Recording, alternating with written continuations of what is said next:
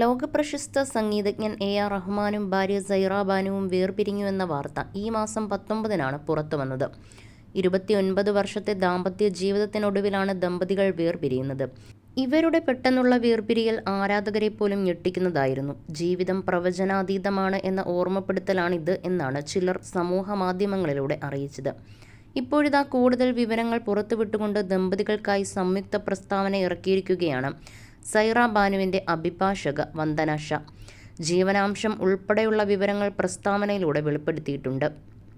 വിവിധ ഭാഷകളിൽ സംഗീത സംവിധാനം ചെയ്തിട്ടുള്ള എ.ആർ. റഹ്മാൻ സിനിമാ രംഗത്ത് തന്നെ ഏറ്റവും ധനികരിൽ ഒരാളാണ്.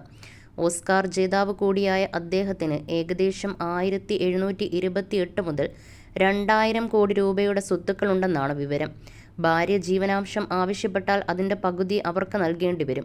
ആ ഘട്ടത്തിൽ അവർ എത്തിയിട്ടില്ല. ഇരുവരും സൗഹാർദ്ദത്തോടെ പിരിയാനാണ് ആഗ്രഹിച്ചതെന്നും അഭിഭാഷക പറഞ്ഞു. അതിനാൽ തൻ്റെ കക്ഷി ജീവനാംശം ആവശ്യപ്പെട്ടിട്ടില്ലെന്നും അവർ വെളിപ്പെടുത്തി. വൈകാരികമായ അഭിപ്രായ വ്യത്യാസങ്ങൾ കാരണമാണ് ഇരുവരും വേർപിരിയാൻ തീരുമാനിച്ചത്. അതിനാൽ വിവാഹമോചനം ഒരു രമ്യമായ ഒത്തുതീർപ്പായിരുന്നു. അതേസമയം എ.ആർ. റഹ്മാന്റെ വേർപിരിയൽ വാർത്ത പുറത്തു വന്നതിന് പിന്നാലെ അദ്ദേഹത്തിൻ്റെ ബാസിസ്റ്റായ മോഹിനിയുടെയും താൻ വിവാഹമോചിതയായെന്ന വിവരം സമൂഹ മാധ്യമങ്ങളിൽ പങ്കുവച്ചു. ഇത് വലിയ ചർച്ചകൾക്കും സംശയങ്ങൾക്കുമിടയാക്കി. ഇതിനും അഭിഭാഷക മറുപടി നൽകി.